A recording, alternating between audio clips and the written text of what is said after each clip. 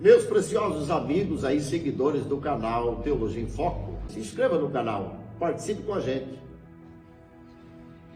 Então vamos seguir aí a nossa jornada para entender o marxismo cultural. Lógico, para entender o marxismo cultural, precisa dar uma viajada no tempo, no espaço, na história, para conseguir compreender o que é marxismo cultural. E aí, como eu disse para vocês, vamos então aqui na região da Alemanha entender aonde nasceu Karl Marx. Karl Marx nasceu em maio de 1818. Esse cidadão veio a falecer em 1883. Originário da Alemanha, foi um revolucionário intelectual, fundador da doutrina comunista moderna. Então, entendendo a trilha do marxismo cultural, as filosofias de Marx, nós vamos entender muitas coisas que estão acontecendo hoje no Brasil, especialmente na esfera política, na esfera religiosa, social e, por que não dizer, na esfera mundial, que hoje nós temos um grande exemplo da ONU, que está totalmente envolvida na ideologia comunista. É importante pensar um pouco sobre isso, que a vida familiar e moral de Karl Marx não deixa nenhum legado. Apesar de ser um homem que escreveu sobre a família, um dos seus livros fala sobre a família, propriedade do Estado, a gente vai ver que Karl Marx não deveria ter entrado nesses assuntos, porque sua história é uma hecatombe, é uma tragédia. E a gênese do mal verte da sua vida familiar. Alguns tempos atrás, a Isto É trouxe uma reportagem completa sobre a sua vida familiar. E na vida familiar de Karl Marx você vai encontrar malogro, traição, viveu às custas da esposa que o amava apaixonadamente e se submeteu a situações deploráveis para que vivesse com ele. Uma coisa que você vai ver na origem, na história familiar de Karl Marx é suicídio, né? Filhos que morreram, enfim, a miséria tomou conta da família e Karl Marx era um cidadão nada dado ao trabalho, viveu nas custas da esposa. Então, eu quero convidar vocês para analisar um pouquinho sobre algumas obras de Karl Marx. Karl Marx, as suas obras, ditou as regras e todo esse contexto filosófico da nossa cultura, da nossa intelectualidade da atualidade. E nós vamos lá então pensar um pouquinho. Uma das obras de Karl Marx foi o Capital, a Miséria, o Manifesto Comunista, o Trabalho Assalariado e o Capital, a Sagrada Família, movimentos que trouxeram prejuízos para a família e a igreja, como comunismo, relativismo e humanismo. Esses movimentos filosóficos bateu frontalmente contra a constituição familiar do ponto de vista patriarcal e, consequentemente, o cristianismo, a formação do nosso berço judaico-cristão. Depois da história de todo o resumo, um rápido resumo aqui sobre a origem de Karl Marx, a gente vai pensar em alguns líderes mundiais que alavancaram o comunismo pelo mundo afora. E vamos pensar um pouquinho sobre Lenin, né? Lenin, aí você vai entender Lenin com uma melhor amplitude quando você pensa nos movimentos dos bolcheviques ou movimentos bolchevistas, que vai aí andar na trilha do marxismo cultural. O que é o movimento bolcheviques? Os bolchevistas eram um partido, a mesma linha do partido do PT no Brasil, as mesmas nuances, os mesmos pensamentos, os mesmos ideais, e foi assim que Lenin se desenvolveu e se tornou um grande líder soviético baseado nas forças do movimento bolcheviques, né? E aí você vai ver aí uma das coisas que ecoa em todos os cantos do planeta Terra é o Decálogo de Lenin, que foi escrito em 1913. Lenin foi um revolucionário comunista russo, 1918 a 1924. Bem, há controvérsias em relação ao Decálogo de Lenin.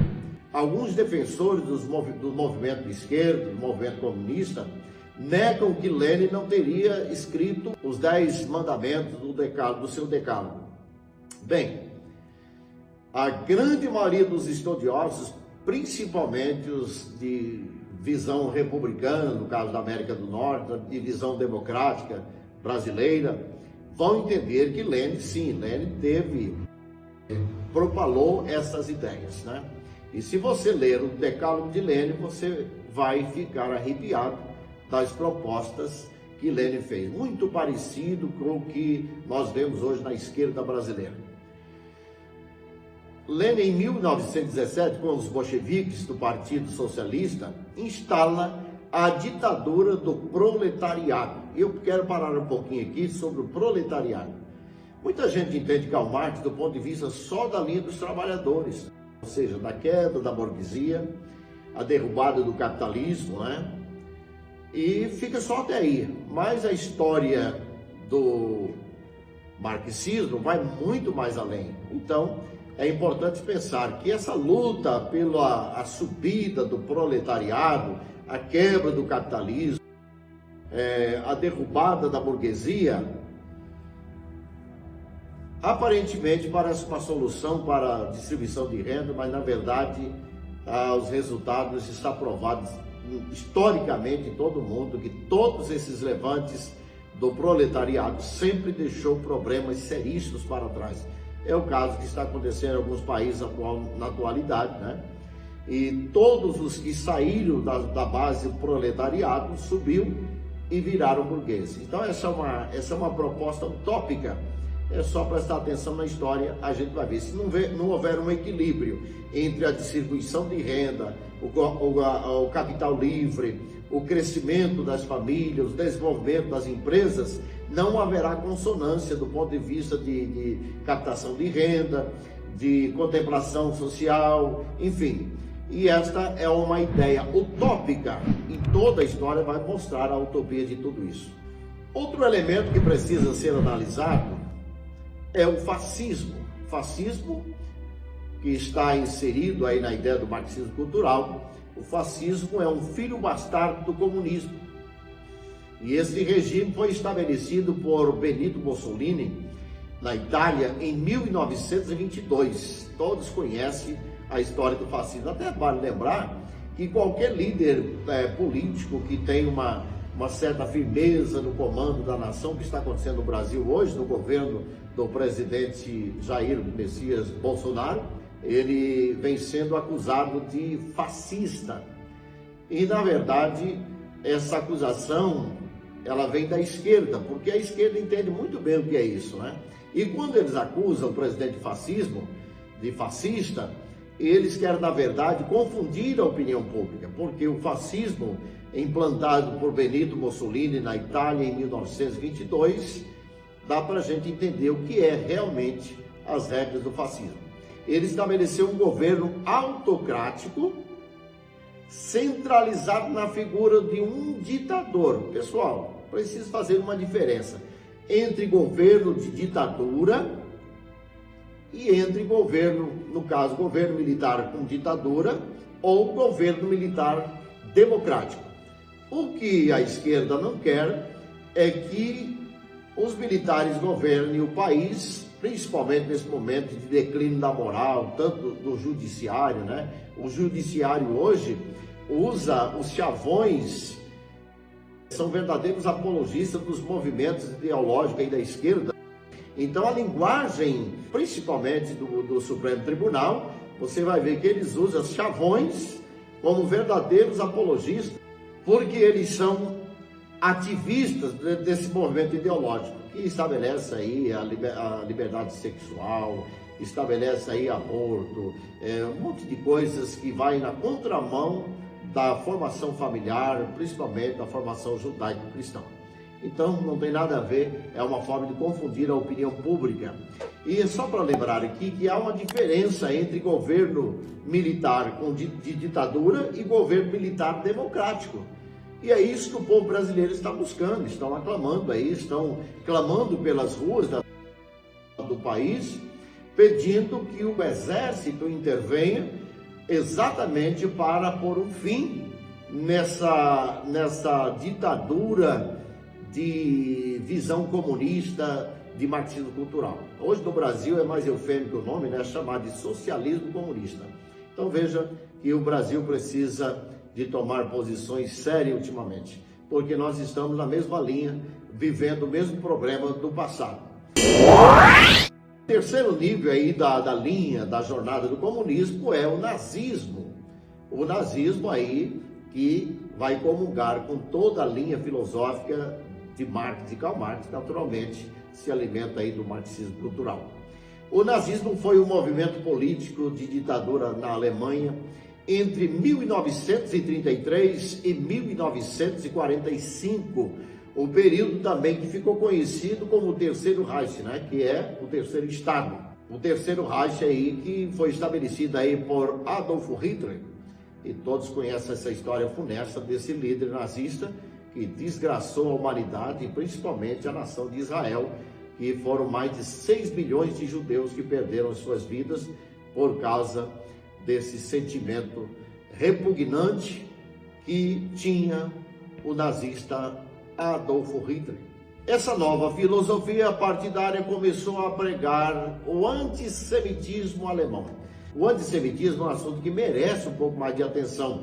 O que praticaram os alemães, o antissemitismo contra os judeus, vai lembrar na história que das raças semitas, dos 3 filhos de Noé, Sem, Cão e Jafé, Sem deu origem a todo o povo da região do Oriente Médio, não é?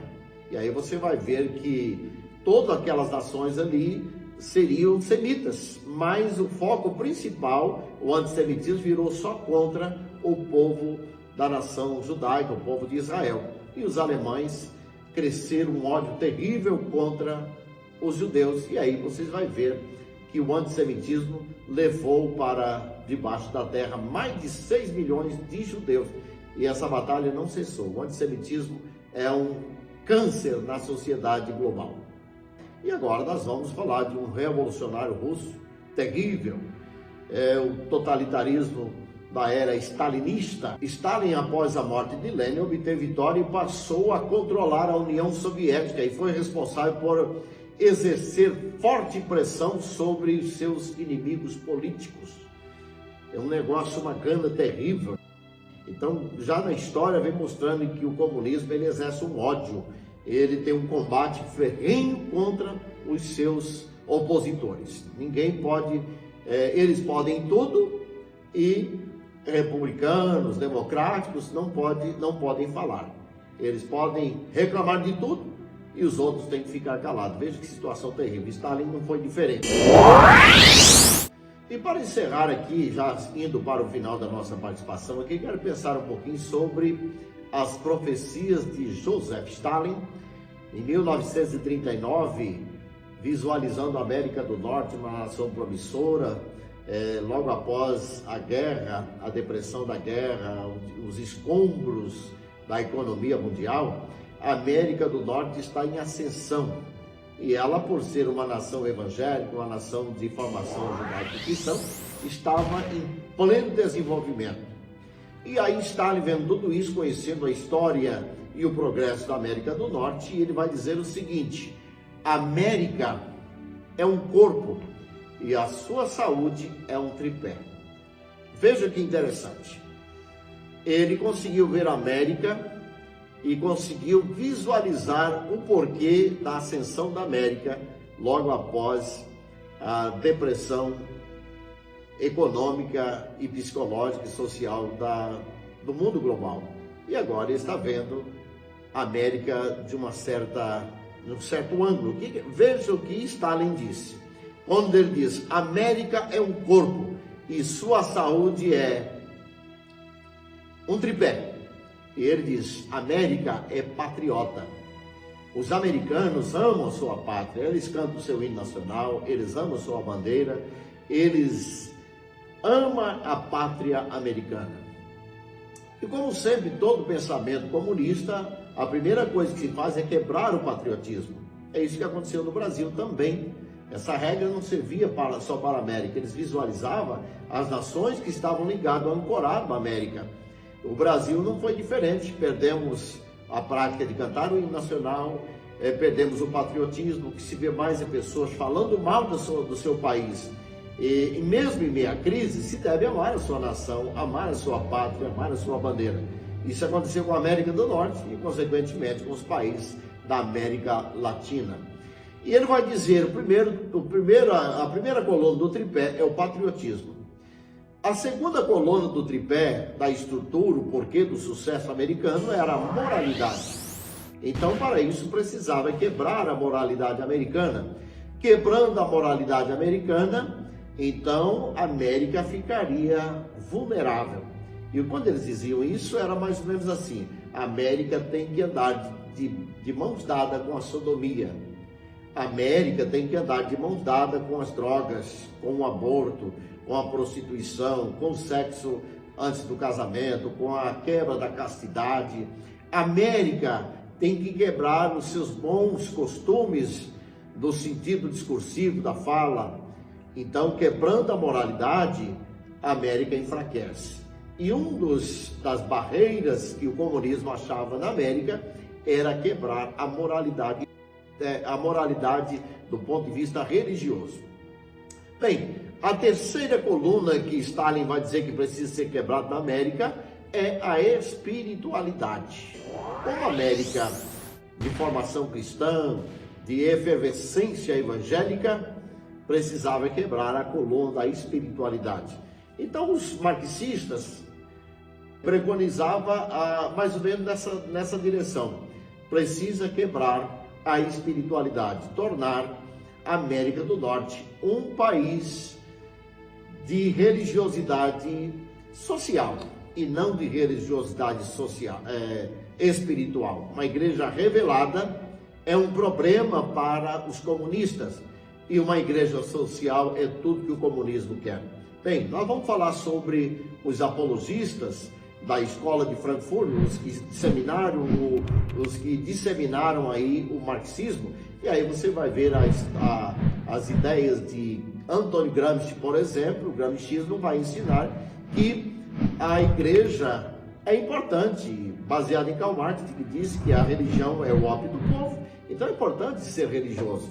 E com isso ele queria quebrar a parte revelada, a parte espiritual da religião. Ser religioso, na visão de Antônio Gramsci, é importante. O importante é não ser um ente espiritual, ser um ente social. Com isso, está tudo legal. Então são 3 elementos: patriotismo, moralismo e espiritualidade. Quebrando isso, a América e a igreja se destruiria por dentro. Com essa visão, Antônio Gramsci diria então o seguinte: para nós entrarmos no aparelho ideológico e religioso, a gente precisa formar marxistas dentro das igrejas, que ela por si implode por dentro. Esta é a visão do marxismo cultural.